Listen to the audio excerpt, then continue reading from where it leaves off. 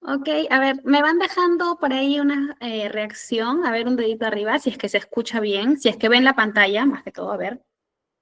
Chicos, ¿ven la pantalla? Gracias, Andrea, gracias, Lisette. Perfecto.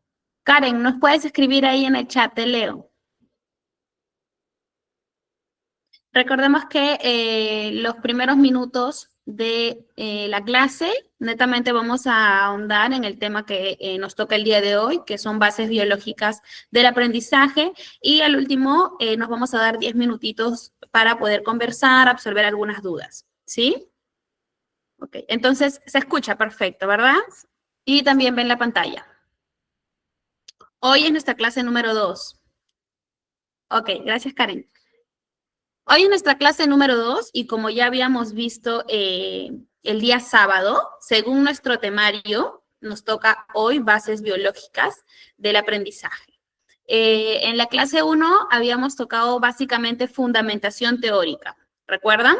Un poquito de la historia, un poquito de algunos autores que tuvieron mucho que ver para poder desarrollar ahora, hoy por hoy, lo que es neuropsicología educacional, ¿sí? Entonces, vamos a iniciar con nuestra clase para que no nos gane el tiempo y para poder tener al final un momento de poder compartir y absolver dudas, ¿sí? Principalmente el objetivo de la clase del día de hoy es conocer la estructura biológica y comprender de qué forma se da el aprendizaje, ¿sí? Recordemos nosotros que necesitamos saber cuál es el procedimiento por el cual el ser humano pasa antes de realizarse lo que viene a ser el aprendizaje. Para ello necesitamos tener siempre en cuenta, antes de ver el videíto, quiero que tengan muy en claro qué cosa es el aprendizaje, chicos. A ver, por aquí ustedes me ponen en el chat, ¿para ustedes qué es el aprendizaje? Los leo. Para ustedes, ¿qué es el aprendizaje? Aquí yo tengo el concepto, pero a ver, para ustedes, ¿qué es o cómo definirían lo que es aprendizaje?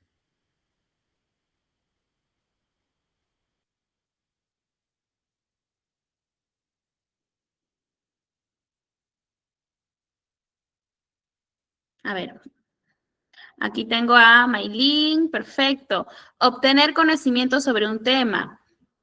Karen, una forma de retener la información en el cerebro. Gracias.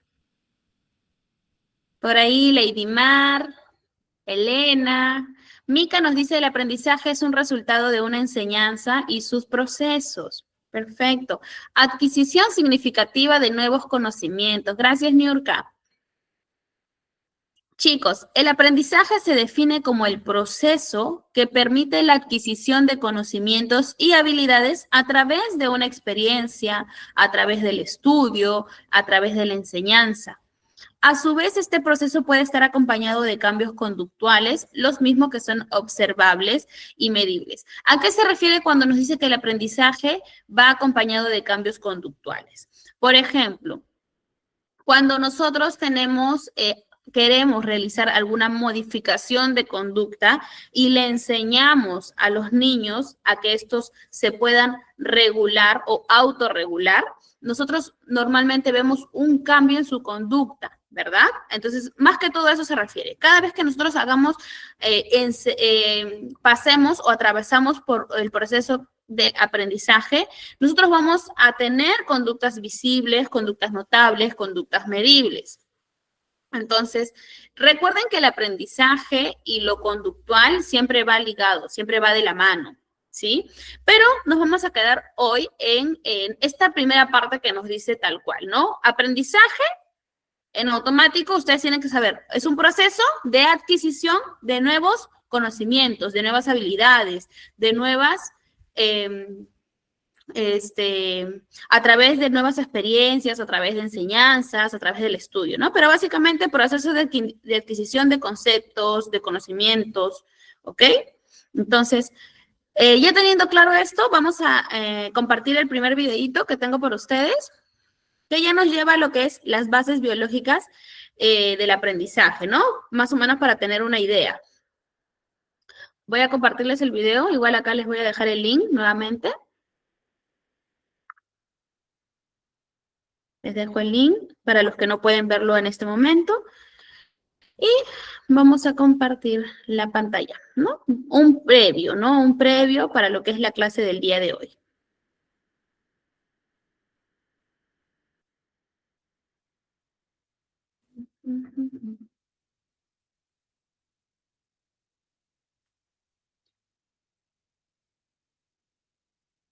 Al hablar de aprendizaje, es importante vincular al cerebro, ya que es este el centro de recepción de estímulos, el cual, a través de procesos como la selección, la priorización, el procesamiento de información, el registro, la evocación, entre otros, emite respuestas motoras, consolida capacidades y un sinfín de funciones que permiten el cambio en las representaciones mentales o las conductas en el sujeto de aprendizaje. Por medio de las neuronas, el cerebro aprende y reaprende por su capacidad de plasticidad que le permite reorganizarse y aprender nuevos elementos.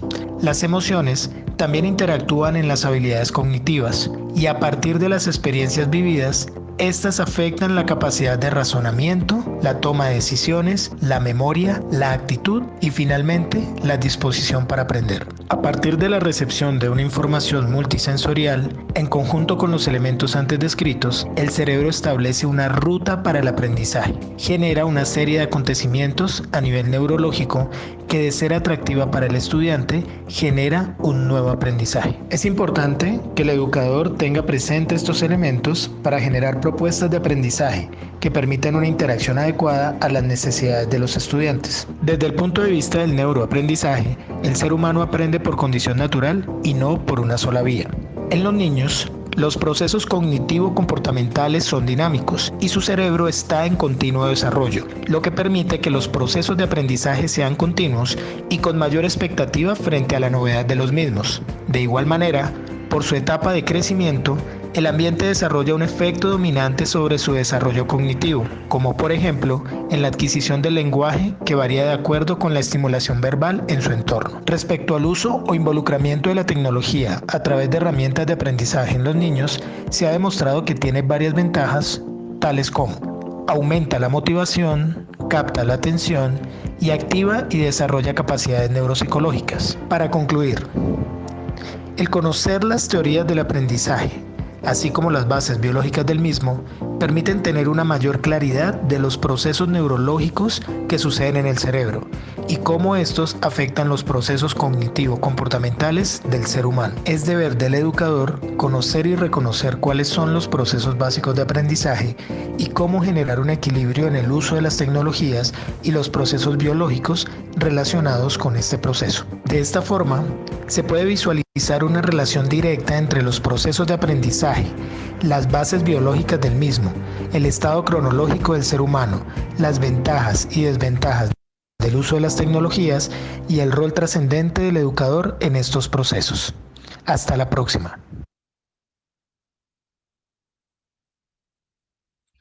Ok, bien. Entonces, aquí vamos a ver ya un previo, ¿no? Como un tráiler de lo que el día de hoy nosotros vamos a ver, chicos.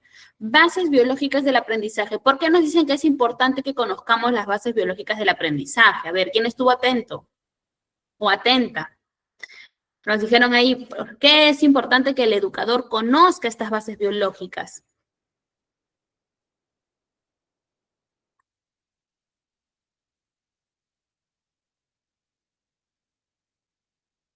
Chicos, nosotros tenemos que tener siempre claro el tema desde, como les dije en la primera sesión, desde los acontecimientos históricos que han consolidado las bases para esta disciplina, que es la neuropsicología educacional, hasta la forma en la que nosotros procesamos toda la información, a la forma en la que nosotros aprendemos. ¿Qué ocurre en mi cabecita cuando yo estoy en un proceso de aprendizaje? Eso lo tenemos que tener claro. ¿Por qué?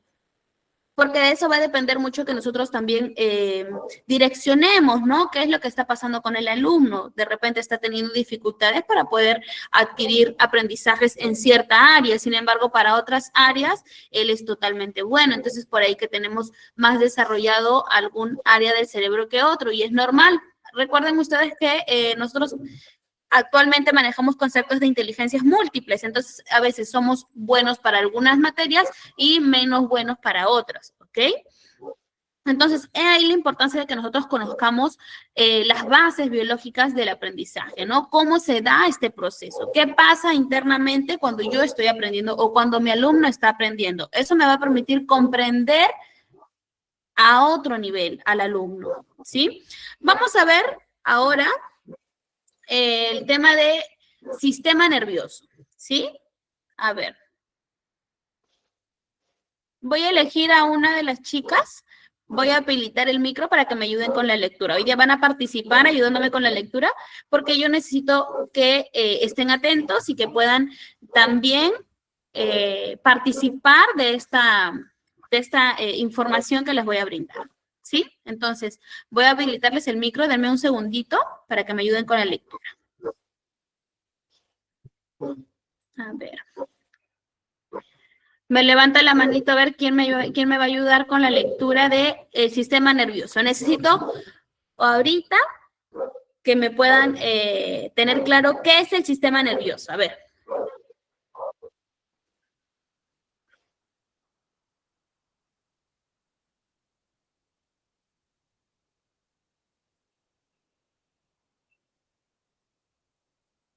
Bien, yo elijo entonces.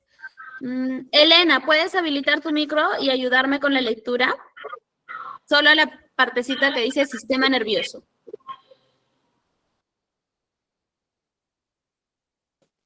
Ya. Ya, a ver, señorita, buenas noches.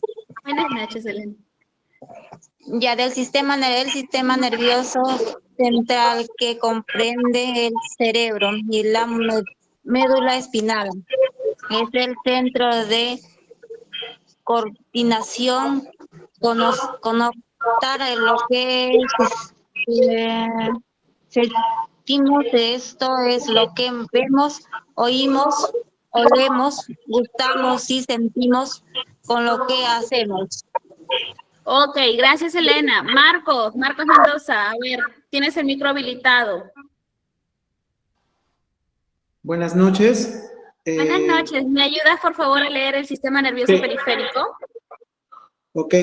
El sistema nervioso periférico es el sistema de mensajería. Transmite la información desde las células receptoras, que están especializadas para detectar tipos específicos de estimulación: luz, sonido, química, calor, presión, hasta el sistema nervioso central y de vuelta hacia las distintas partes del cuerpo para corresponder a estos estímulos. Genial, muchas gracias, Marcos. Bien, chicos, ¿recuerdan ustedes que en la clase anterior hablábamos de la diferencia que va a haber entre neurociencia y neuropsicología? ¿Sí? Hablábamos que la neurociencia sí nos va a hacer una investigación más exhausta a nivel general de todo el sistema nervioso, ¿verdad? Sin embargo, la neuropsicología se iba a enfocar más que todo en la parte de los procesos mentales, básicamente más en la parte del cerebro, así, a grosso modo, para que ustedes lo tengan claro. Me importa que sepan sí que es el sistema nervioso porque es parte de, ¿ya? El sistema nervioso es un sistema complejo y fundamental en el cuerpo humano, encargado de transmitir información y controlar diversas funciones. Para eso tenemos aquí el dibujito, ¿no? Sistema nervioso central y sistema nervioso periférico. Como decía Elena, el sistema nervioso comprende el cerebro y la médula espinal y nos dice que ellos son los encargados de la coordinación, de conectar lo que siento, lo que veo con lo que hago, ¿no? Lo que en este momento estoy oliendo, ya, ¿qué reacción voy a tener? Si huelo algo desagradable, ¿cómo voy a reaccionar? Entonces, básicamente el sistema nervioso central se basa en eso, en la coordinación. Mientras que el sistema nervioso periférico es quien va a hacer toda esta transmisión de la información desde células receptoras, que ahorita vamos a ver quiénes son esas células encargadas de transmitir la información, de pasar la información, ¿ok? De recibir los estímulos, ¿no? Como dice acá, luz, sonido, química, calor, presión. ¿Qué células son las encargadas de eso? Entonces, aquí, a nivel general, ustedes tienen que conocer el sistema nervioso y en cuántos están divididos, que son en dos, ¿no? Sistema nervioso central, sistema nervioso periférico. Fácil. Sistema nervioso central, encargado de la coordinación entre lo que siento y lo que hago. Sistema nervioso periférico es fundamentalmente el encargado de transmitir toda esta información, de detectar estos estímulos, ¿sí? Sencillo. Continuamos entonces. Nos hablaba el sistema nervioso periférico de unas células que iban a transmitir esta información, ¿verdad? Pues aquí les voy a presentar dichas células.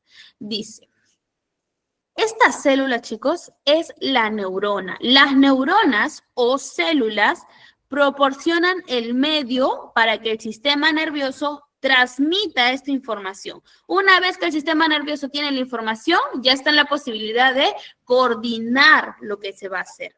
Ahora, 3 puntos importantes aquí. Tenemos que conocer qué es neurona, qué es sinapsis y qué son células gliares. Nos dicen que estos tres conceptos son los responsables de nuestra supervivencia, ya que gracias a ellos tenemos la capacidad de identificar estímulos, de sentir emociones, de implicarnos en muchos procesos de pensamiento consciente como la planificación, la lectura o la solución de problemas matemáticos que son específicamente humanos, ¿verdad? Porque los animales no tienen esta capacidad. Los animales no tienen la capacidad de poder leer un libro o de poder solucionar problemas. Entonces, he aquí la importancia de la neurona, la sinapsis y las células gliares. Como ya les dije, la célula es una neurona que proporciona el medio para que pueda haber esta transmisión de información. Sin embargo, el proceso de transmisión en específico se llama sinapsis, ¿ya? ¿Qué es la sinapsis? La sinapsis es la transmisión de información de neurona a neurona. Lo que tenemos aquí en el dibujito es una neurona, chicos. Así como esta, tenemos miles de neuronas nosotros. ¿Cómo se van a comunicar? A través de la sinapsis, ¿no? ¿Qué nos dice aquí? Que estas neuronas ni siquiera se van a tocar, sino que van a tener impulsos eléctricos que se hacen mediante sustancias químicas que se denominan neurotransmisores. O sea, no es que esta neurona se va a juntar con la otra neurona, no, sino que van a estar cerca y van a estar tan cerquita que van a tener descargas o impulsos eléctricos acompañados de sustancias químicas que se denominan los neurotransmisores. Esa parte de transmisión es llamada sinapsis, ¿ok? La neurona es como el cuerpo, ¿no? La neurona es el cuerpo físico. La sinapsis es el proceso que van a realizar. Y finalmente nos van a indicar que nada de esto sería posible sin las células gliares. Las células gliares no transmiten mensajes por sí mismas, sino que actúan como un apoyo a las neuronas, ¿no? No transmiten mensajes como tal, no transmiten información como tal, pero lo que sí hacen es darle soporte, darle apoyo a todo este procedimiento, ¿ok? Entonces, recuerden que en la sinapsis acabamos de decir que estas neuronas no se van a juntar. O sea, estas neuronas no tienen contacto, sino que al mínimo acercamiento va a haber un impulso eléctrico acompañado de sustancias químicas. Estas sustancias químicas son neurotransmisores. ¿Pero qué son los neurotransmisores? Por aquí estoy segura que vamos a encontrar algunos neurotransmisores que ustedes ya en algún momento han escuchado. Por ejemplo, alguien no me va a negar que ha escuchado ya el término dopamina, ¿verdad? Adrenalina. También lo han escuchado, serotonina. Estos son algunos de los neurotransmisores más comunes que van a estar presentes dentro del proceso de sinapsis, ¿no? Dentro de este proceso de la transmisión de información. La dopamina, a ver, vamos a conocer un poquito de este neurotransmisor tan conocido. Es el principal neurotransmisor que controla el movimiento y está involucrado en la búsqueda de placer, el deseo sexual y las emociones, ¿ok? Ese es el concepto que tenemos de dopamina. Neurotransmisor, específicamente, búsqueda de placer. ¿Qué más? Norepinefrina, relacionado con la atención o estado de vigía, el aprendizaje y la sociabilidad. ¿Ok? Cada neurotransmisor, así como estos chicos, tiene diversas funcionalidades. Por ejemplo, aquí adrenalina. A ver, ¿quién nunca ha escuchado la adrenalina? Su principal función es excitatoria. Es la fuente del estado de alerta y de escape. ¿Ok? Natalia, ¿me escribes un mensajito, porfa, en el chat? O si no, antes de terminar la clase, 10 minutitos, compartimos algunas dudas. La serotonina tiene una función principalmente inhibitoria. Es el principal modulador del sueño y participa en la modulación de los estados de ánimo y las emociones. Y acetilcolina. Participa en la excitación muscular y en los procesos de memoria, ¿no? Regula la capacidad de retener información, almacenarla y recuperarla. Entonces, aquí algunos de los neurotransmisores más conocidos que nosotros tenemos hoy por hoy, ¿ya? Pero así como les dije hace un momento, no son los únicos. Existen millones de neurotransmisores que van a estar dentro del proceso de sinapsis, ¿no? Aquí están viendo un proceso de sinapsis, por ejemplo, chicos. Y esto de aquí que ven, estos amarillitos que ustedes ven, son los neurotransmisores. ¿Sí lo logran diferenciar? Esto es neurona, y aquí se da la comunicación, la transmisión de información. No están chocando, ¿ven?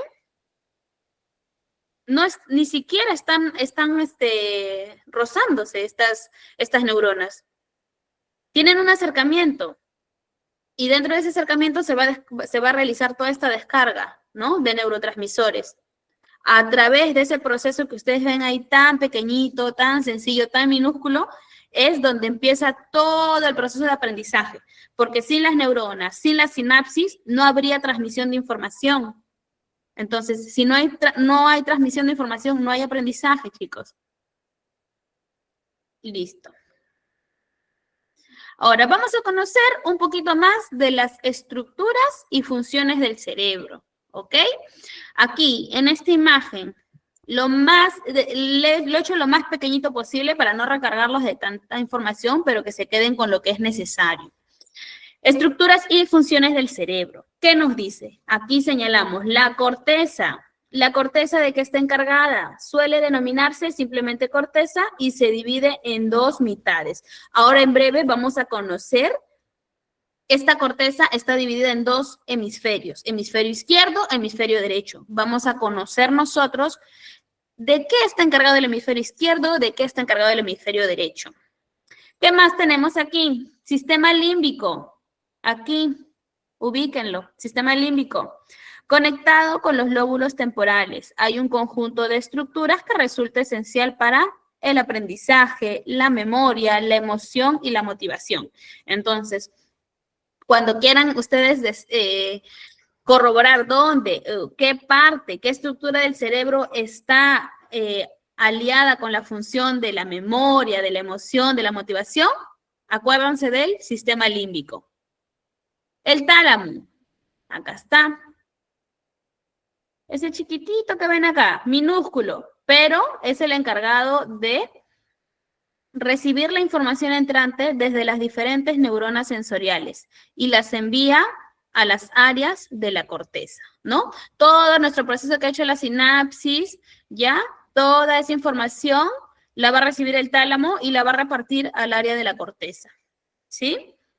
Y el hipotálamo, acá igual también, bastante cerquita, hipotálamo. El encargado de regular muchas actividades relacionadas con la supervivencia, ¿ok? Finalmente el cerebelo, que lo encontramos acá. Este de acá, que parece un mini cerebrito.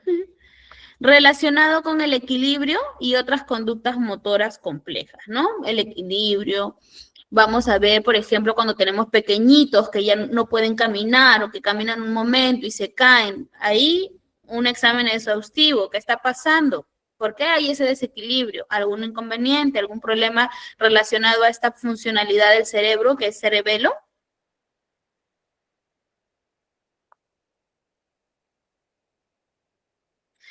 Lo que les comentaba hace un momento, la corteza está dividida en hemisferios, ¿no? Hemisferio izquierdo, hemisferio derecho. Por aquí, ya el dibujo nos dice bastante. El hemisferio izquierdo, chicos, es el encargado de las funciones más complejas, ¿no? Las más complejas, se podría decir, ¿no?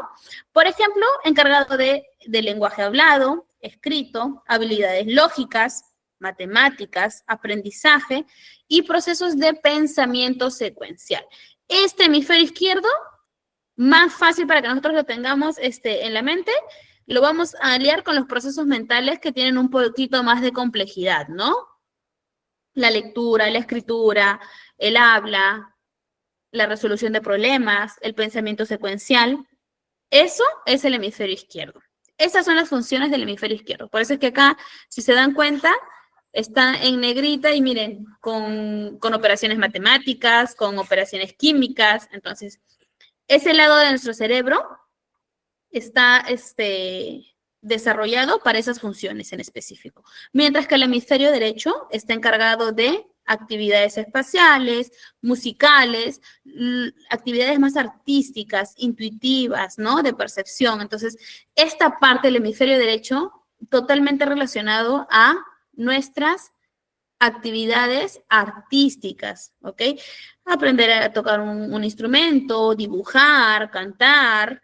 Eso, cuando hay algún niño, alguna niña que vean que tiene de repente mayor habilidad para estas actividades, de repente por ahí se inclina más o su hemisferio derecho está un poquito más desarrollado, pues, ¿no? O tiene más, más continuidad con el uso de estas actividades y por eso es que ha logrado desarrollarlo en mayor magnitud. Dentro de los hemisferios, chicos, perdón, dentro de la corteza como tal, también encontramos los lóbulos, ¿sí? ¿Qué son los lóbulos? Vean esta división del cerebro. Lóbulo frontal, lóbulo temporal, lóbulo parietal, lóbulo occipital. El lóbulo occipital está ubicado en la parte de atrás. El lóbulo frontal, como bien dice, frontal, cerca a la frente.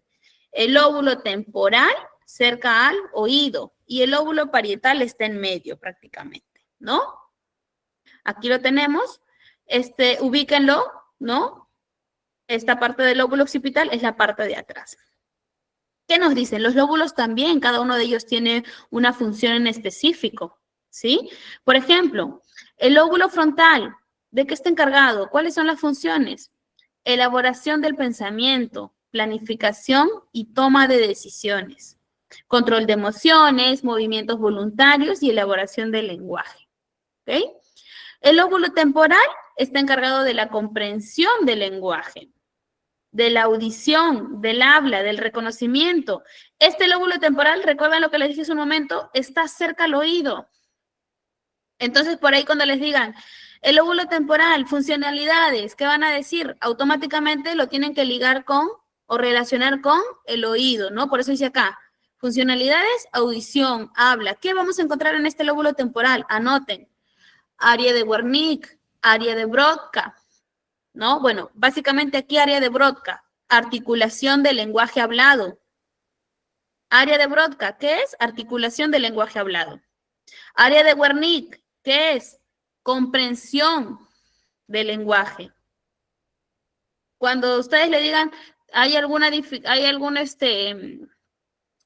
daño en su área de Wernicke, área de Broca, ya saben que hay dificultades para el habla. Ya saben que hay dificultades para la comprensión del lenguaje. ¿Ok? Entonces, el lóbulo temporal siempre, chicos, relaciónenlo con la audición y lo van a tener siempre claro. ¿Qué más? El lóbulo occipital no tiene mucha funcionalidad en sí. Es el encargado básicamente de la visión, pues, ¿no? Como quien dice, todo entra por los ojos y todo lo que entra por los ojos se desarrolla en este lóbulo occipital. Todo lo que vemos. Y el último, que es el lóbulo parietal, Nos dice que este se encarga de las sensaciones conscientes, ¿no? Y del reconocimiento espacial, de la ubicación en tiempo y espacio, ¿ya? Pero aquí, importante, simplemente traten de ubicarlos como corresponde. Lóbulo occipital, relacionamos con la visión, lóbulo temporal con la audición y el habla, lóbulo frontal, recuerden que es la parte de enfrente, y más que todo, encargado de la planificación, de toma de decisiones, de movimientos voluntarios y de pensamientos, ¿sí? Aquí un detalle de lo que son cada uno de los lóbulos. Ahora, importante, ya tenemos en claro entonces lo más resaltante de lo que son las bases biológicas en el aprendizaje. Hemos visto cada una de las partes que van a verse involucradas dentro del aprendizaje. Sin embargo, les hago la siguiente pregunta. ¿Desde dónde nace el aprendizaje para ustedes? A ver, lo dije hace un momento. ¿En dónde nace esa transmisión de información? ¿Cómo se llamaba el proceso? ¿O cómo se llamaba esa partecita donde empieza la transmisión de información?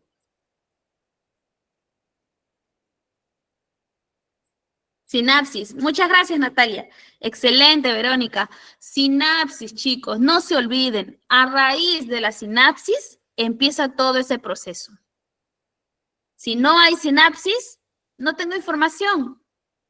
No puedo realizar ningún proceso de aprendizaje si no hay sinapsis. ¿Ok?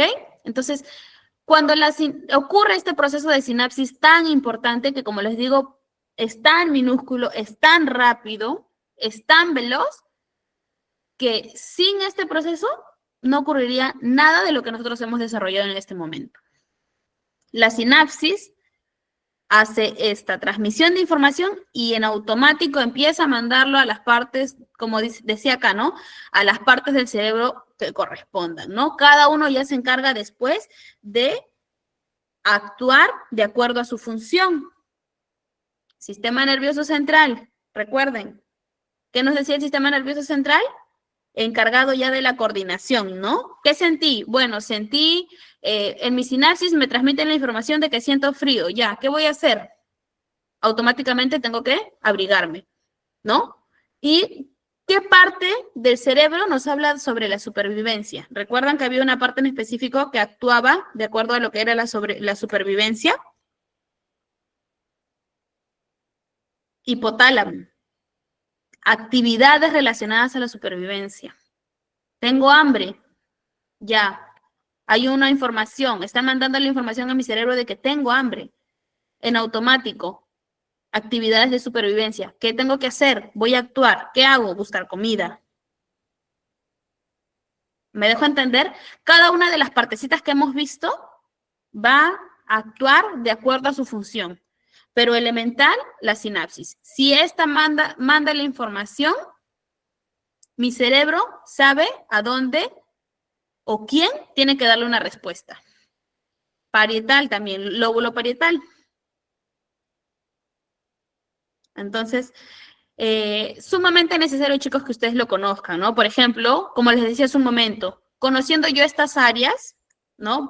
Me voy acá ahorita a los lóbulos, ¿no? Hace un momento les decía, si tengo en clases un pequeño que tiene dificultad para comprender lo que hablo, que tiene dificultad para hablar, ¿qué puede ser? ¿Algún daño? ¿Algo? Una revisión al neuropediatra, a ver qué está pasando, área de Wernicke, área de Brodka. Acá no lo he colocado, por eso les pedí hace un momento que lo anoten. Pero acá en el lóbulo temporal está cerca el área de Wernicke, el área de Brodka, ¿no? Que es algo que se ve bastante en los salones a veces. Dificultad para la articulación del lenguaje, dificultad para la comprensión del lenguaje hablado. Mi niño tiene problemas, ¿no? Por ejemplo, problemas con el tema del pensamiento, de la toma de decisiones. Tengo que ubicarme. ¿Qué está pasando a nivel del lóbulo frontal? Mi niño de repente es muy bueno en matemáticas, muy bueno en química, pero no tan bueno para para las actividades artísticas. ¿Qué tengo que hacer? Bueno, comprender, pues, ¿no? De repente desarrolló más el hemisferio izquierdo que el derecho. Y también entender ahí un poquito de las inteligencias múltiples, ¿no? Porque cada niño es diferente. Cada niño aprende de diferente forma. ¿Ok? Entonces, esas son algunas de las estructuras más resaltantes que yo necesitaba que ustedes conozcan. Obviamente, el sistema nervioso no es solo eso, es mucho más. Pero lo más resaltante y lo más importante para que ustedes puedan ver cuál es el proceso de aprendizaje está plasmado aquí en estas PPTs, chicos. Ahora, aquí una incógnita, pues, ¿no? Una incógnita que nace la mayoría de veces. ¿En qué momento creen que el cerebro se desarrolla más? A ver, ¿quién me dice? ¿En qué momento creen ustedes que el cerebro se desarrolla más? No hay que ver las respuestas. En la niñez. En la niñez nos dice Elma. A ver, ¿quién más?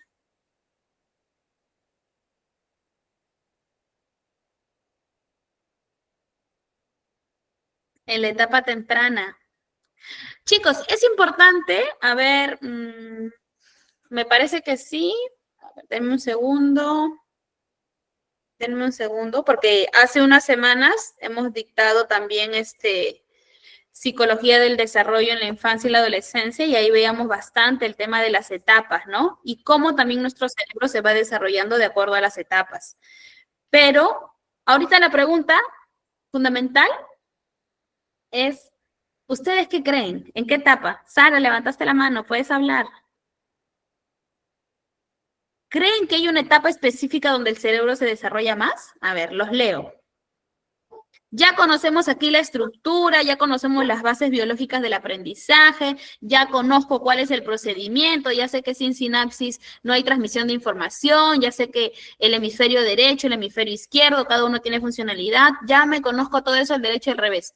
Pero ahora, ¿ustedes creen que el cerebro tiene una etapa en específico donde se desarrolla más que otras etapas? En la infancia, nos dice Andrea. Sin embargo, el cerebro sigue creciendo hasta los 24.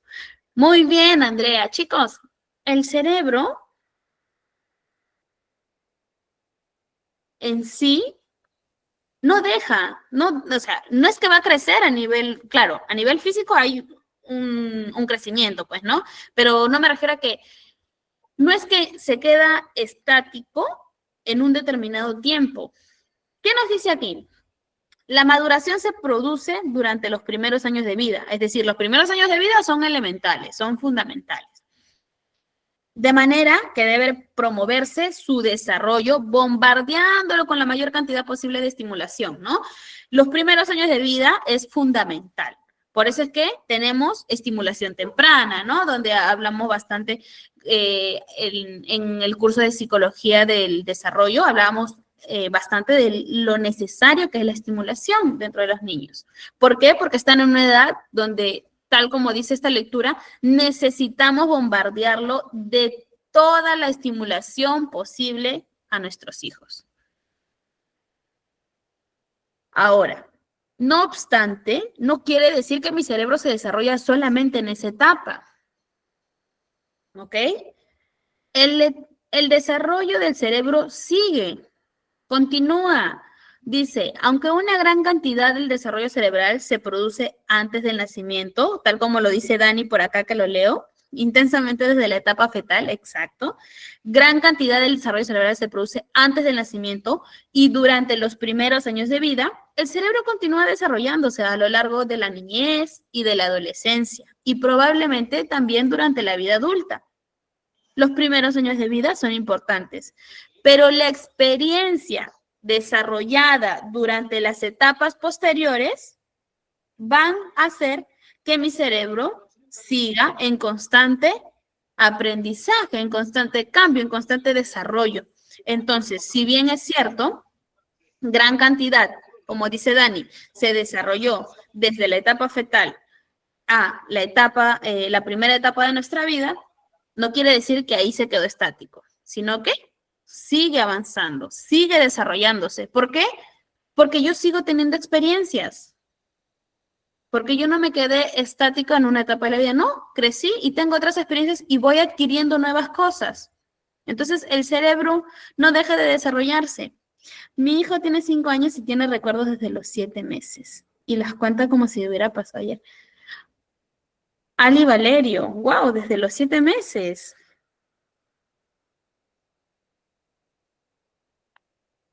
¿Qué opinan, chicos? A ver, desde los 7 meses. Usualmente los niños empiezan a recordarse entre 4 y 5 años, ¿no? Y cosas así breves. Desde los 7 meses es bastante extraño. Yo creo que esto está bien estimulado.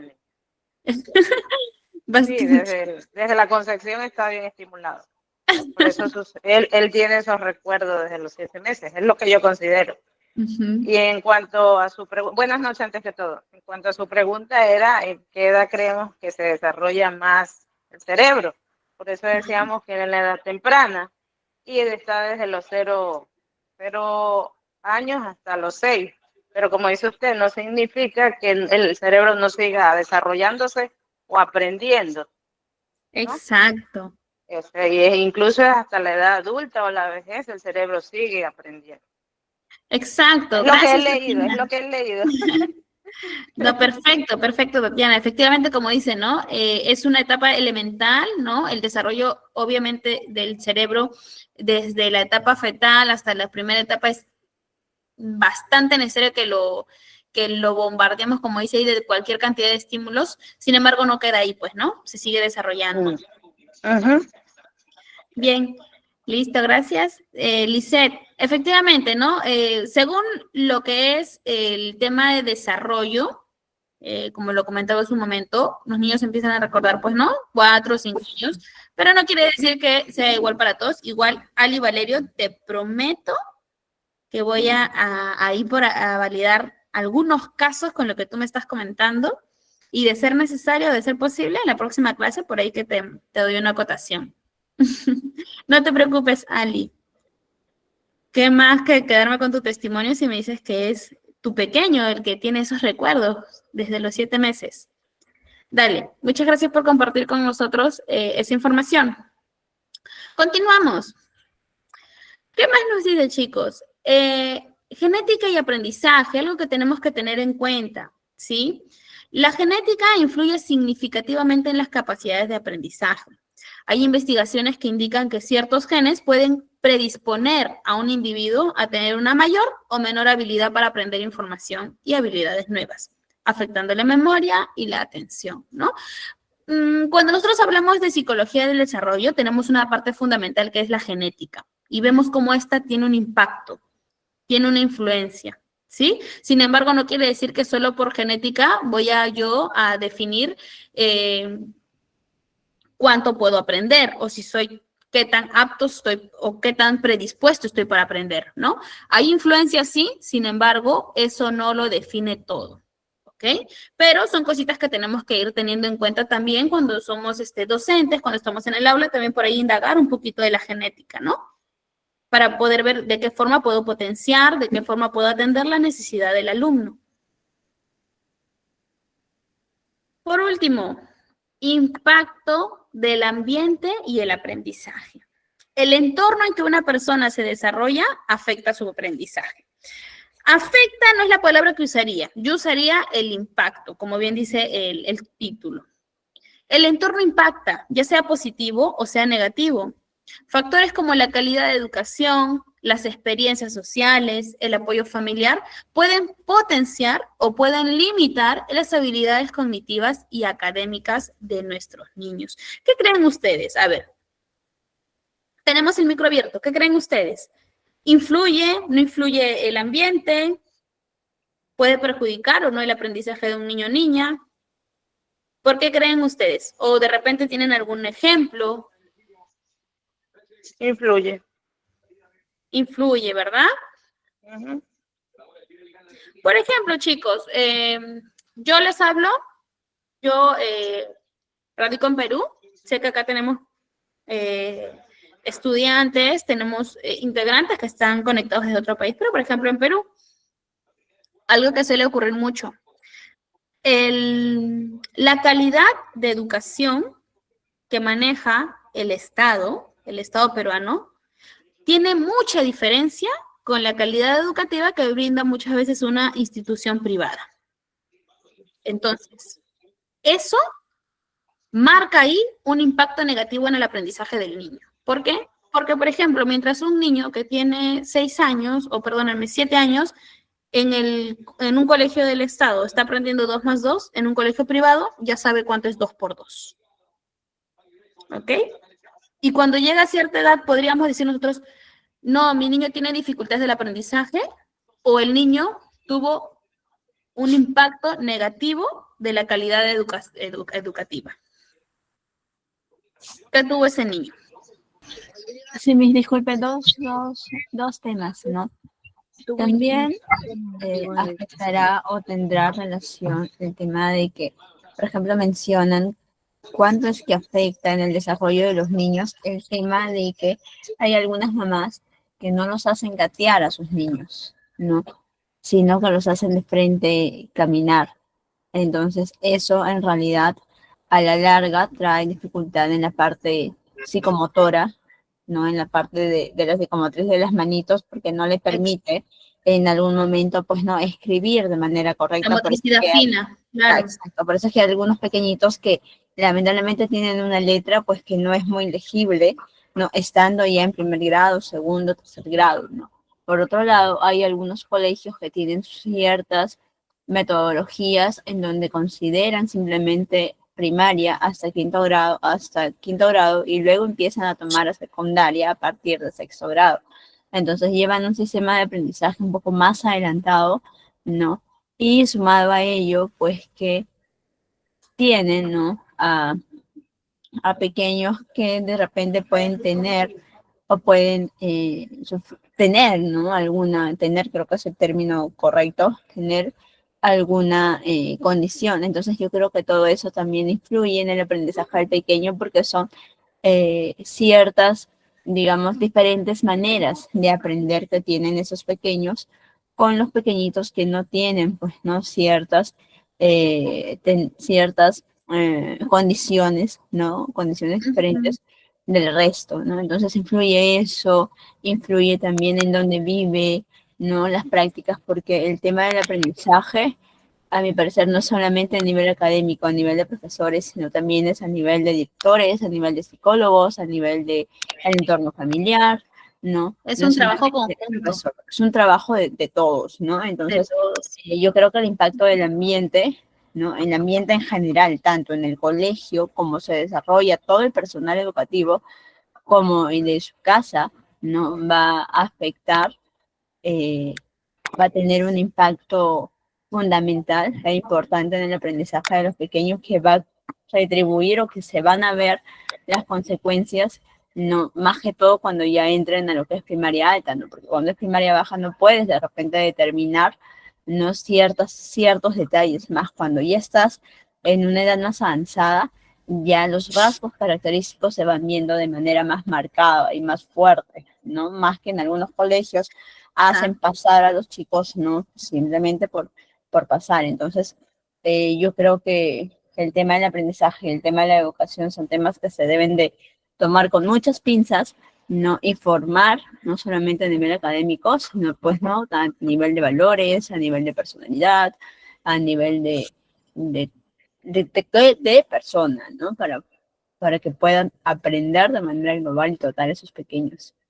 Totalmente de acuerdo, Natalia. Muchas gracias por tu aporte. Como bien dice Natalia, y como bien acá tengo los comentarios, Ali Valero, por ejemplo, nos dice, históricamente el entorno siempre influye en el desarrollo de la sociedad y el individuo, pero en los niños creo que define 100% el entorno y la relación con los padres y demás familiares. Dani también nos dice, el entorno sí influye, la familia, la educación, las experiencias, es crucial porque potencia o limita nuestro potencial genético, moldea la estructura de nuestro cerebro y puede influir en la expresión de nuestros genes, determinado en gran medida cómo aprendemos y nos desarrollamos. Algo que sí necesito que tengamos claro, chicos, es lo siguiente. Natalia nos comentaba acerca de algunas condiciones, ¿sí? Dame un segundito, ahorita levantaste la mano. Solamente quiero dejar claro lo siguiente. Cuando nosotros, bueno, en este caso quien les habla es psicóloga, cuando nosotros vamos a hacer un presunto diagnóstico como tal, tenemos que tener en cuenta que para un diagnóstico nosotros tenemos criterios de exclusión. No puedo hacer un diagnóstico o un presunto diagnóstico si, por ejemplo, no puedo diagnosticar o hacer un presunto diagnóstico de un niño con, por ejemplo, un ejemplo rápido, ¿no? Problemas en el habla, ¿ya? No lo puedo diagnosticar o hacer un presunto diagnóstico cuando soy consciente de que las condiciones en las que el niño ha crecido no han sido adecuadas. ¿A qué se refiere con esto?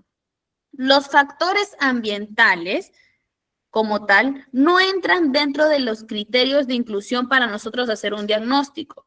A ver, ¿tengo un niño que tiene déficit de atención o tengo un niño que no le han dado herramientas adecuadas para que él aprenda cómo atender a una clase, cómo atender a una actividad? ¿Me dejo entender? A ver, quiero que vean la diferencia. ¿Es un niño con déficit de atención o es un niño que no lo orientaron de una manera adecuada para que pueda prestar atención? ¿O es un niño que no le pusieron límites, reglas, normas para que él pueda en un aula prestar la atención necesaria? ¿Ok? Entonces, por ahí que vamos diferenciando. Para un diagnóstico va más allá de los factores ambientales, ¿no? Cuando yo voy a hacer un diagnóstico, lo hago cuando veo que mi niño, mi niño tiene buenas condiciones, buena calidad educativa. Mi niño tiene un entorno o una red familiar buena. Mi niño tiene experiencias sociales adecuadas. Sin embargo, mi niño tiene una dificultad para aprender las sumas. Ahí recién puedo diagnosticar. ¿Por qué? Porque ahí recién hablamos de una condición. Mira, mi niño tiene todo bien, o sea, está en un buen colegio, sus profesores son súper buenos, la familia lo apoya. Sin embargo, veo que sigue presentando esta dificultad. Entonces, ahí ya hablamos de una condición. Discalculia, por ejemplo, ¿no? Uno de los, cuando nosotros estudiamos las dificultades o trastornos del aprendizaje, ¿no? Discalculia, ¿no? El problema que tienen mayormente para el tema de sumas, para el tema básicamente de los números, de las matemáticas. Entonces, ahí recién nosotros vamos a diagnosticar o hacer presuntos diagnósticos, ¿sí? Cuando mi niño, a pesar de que le estamos dando de todo, le estamos apoyando, tiene una dificultad, ahí hablamos de una condición. Sin embargo, cuando tenemos estos casos donde, bueno, definitivamente, pues, ¿no? El niño tiene una pésima calidad de educación, los papás descuidados, no lo apoyan, no lo ayudan, pues ahí sí no hablamos de una condición. Esa no es una condición, sino que es más que todo un impacto negativo de los componentes externos. Que como bien decían hace un momento, ¿son importantes? Sí, son totalmente importantes. Pero, mientras son niños, la mayoría de veces es manejable, ¿no? Siempre y cuando hagamos trabajo conjunto, como decía Natalia, los padres de familia, los directores, los directivos del colegio, psicólogos. Es un trabajo, no, como yo siempre digo, padres involucrados es igual a niños que avanzan mucho más en cuanto a si es que están en terapia, si es que están llevando algún plan de intervención. Niurka nos dice, ¿todo el ambiente influye para facilitar o dificultar el aprendizaje? Sí, los recursos disponibles, pero si vamos allá, el docente debe ir más allá de lo académico. Los docentes siempre deben ir más allá de lo académico, chicos. Hablábamos la sesión anterior de que ya ese modelo de que el profesor viene y dicta, hace años atrás, lo quisieron cambiar. Entonces, ya el profesor no se puede simplemente basar en llegar y dictar una clase, no, sino que tenemos que ver más allá. Mira, tengo este niño, yo como docente veo que se le está brindando las herramientas adecuadas, pero este niño tiene una dificultad, ¿no? Para poder leer, para poder escribir. Derivamos. A ver, psicólogo, puedes de repente evaluar, porque nosotros como psicólogos tenemos la capacidad de evaluar. Puedes evaluar, el psicólogo verá si es necesario derivar a neuropediatra, derivar a otro especialista, hasta tener un diagnóstico claro y conciso para poder ver cómo podemos abordarlo, ¿sí? Pero efectivamente, Niurka, el docente tiene que ir más allá. Ya no nos podemos quedar en que solamente dictamos la clase.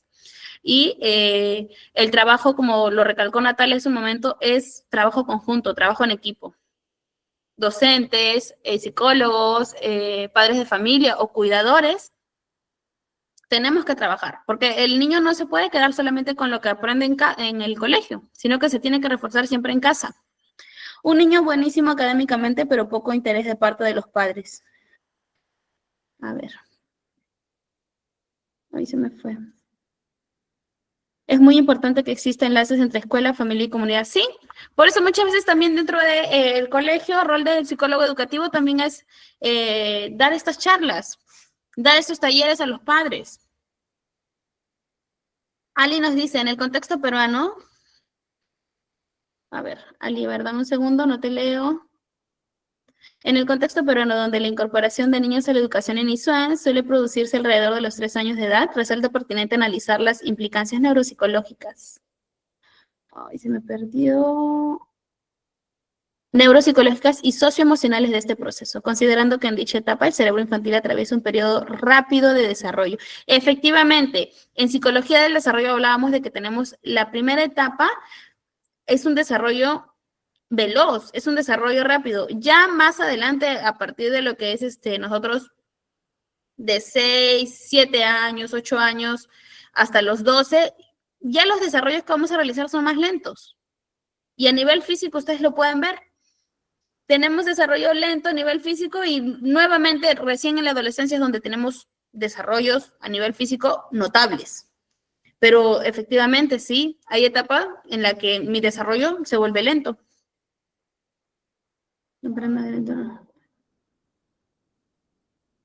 Existen evidencias que respalden la exposición temprana en entornos educativos de estructuras probabilidades cognitivas.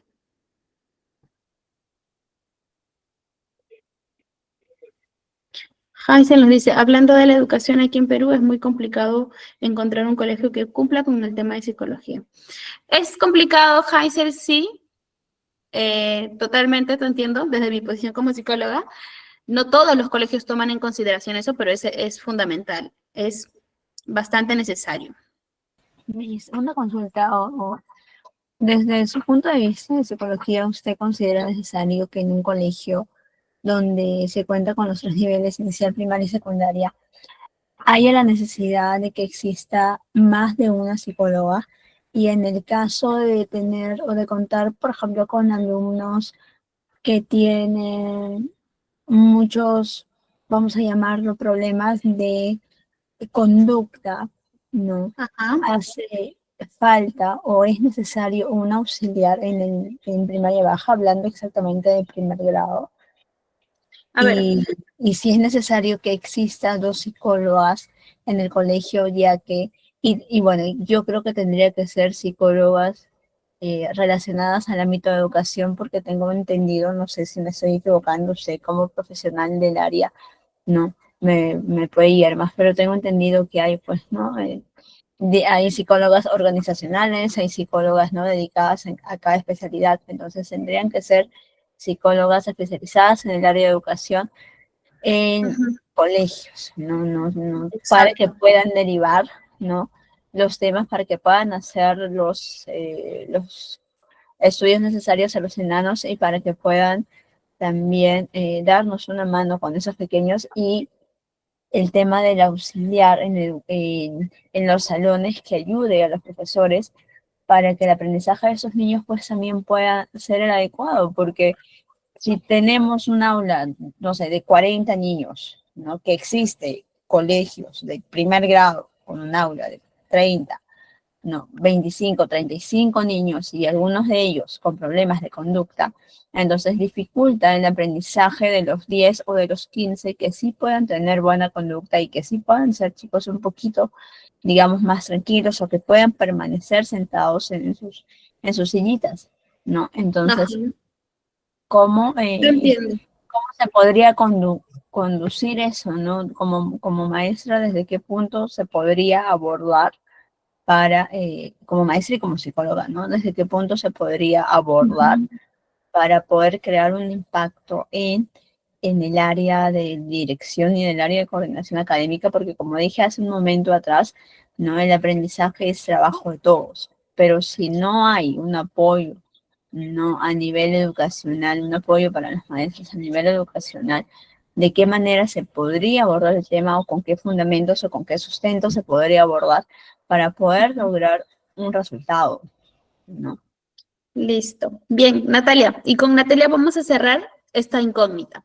Efectivamente, la psicología tiene bastantes ramas y cada uno tiene que dedicarse a lo que le corresponde, al contexto en el que corresponde. Si yo soy psicóloga, debería especializarme en educativa para poder abordar problemas relacionados al ámbito educativo, ¿ok? Entonces, definitivamente, Natalia, lo que en un colegio se requiere es psicólogo educativo.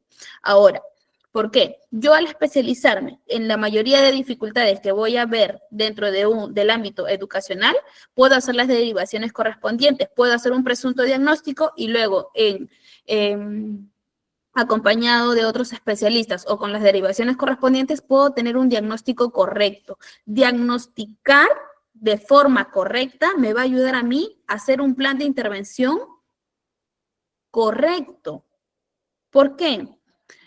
¿Qué pasa o qué se tiene que hacer cuando estoy en un colegio? Bueno, la docente, en este caso, por ejemplo, Natalia es docente, la docente me da información de que el niño tiene ciertas características, ciertas conductas, no presta atención, se dispersa. Toda esa información la docente la brinda a la psicóloga educativa. La psicóloga educativa tiene más contexto con respecto a eso, más criterios para poder diagnosticar o hacer un presunto diagnóstico. ¿Ok? La psicóloga educativa evalúa, de acuerdo a su evaluación, va a ver si es que es pertinente o no derivar a otro especialista, que en la mayoría de veces se deriva, pues, ¿no? A psicólogos clínicos y a neuropediatras, ¿no?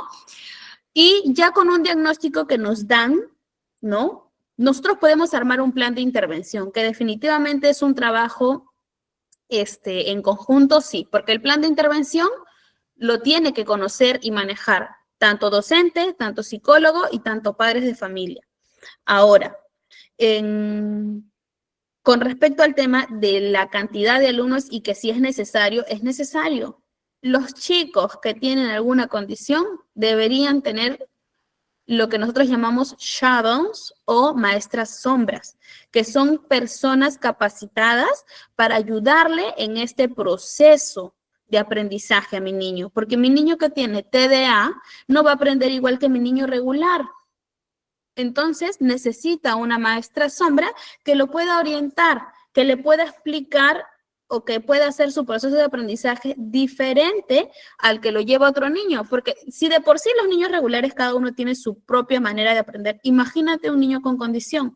Entonces, si tú me preguntas a mí si es necesario, Natalia, yo te diría que sí. Las maestras sombras o shadows son importantes para el aprendizaje del niño.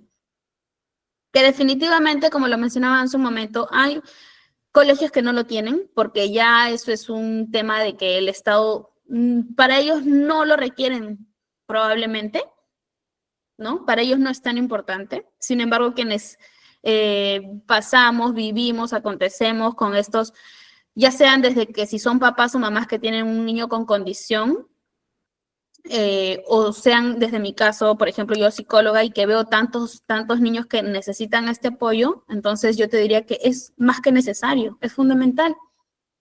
Ahora, que no lo hagan, ahí ya estamos hablando de otro tema, pues, ¿no? Estamos hablando de que, bueno, es el Estado quien no lo considera necesario. Le da importancia a otras cosas.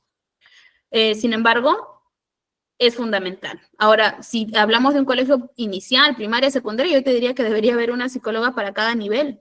Porque imagínate, una sola psicóloga abordar el problema de tantos niños en 3 niveles diferentes,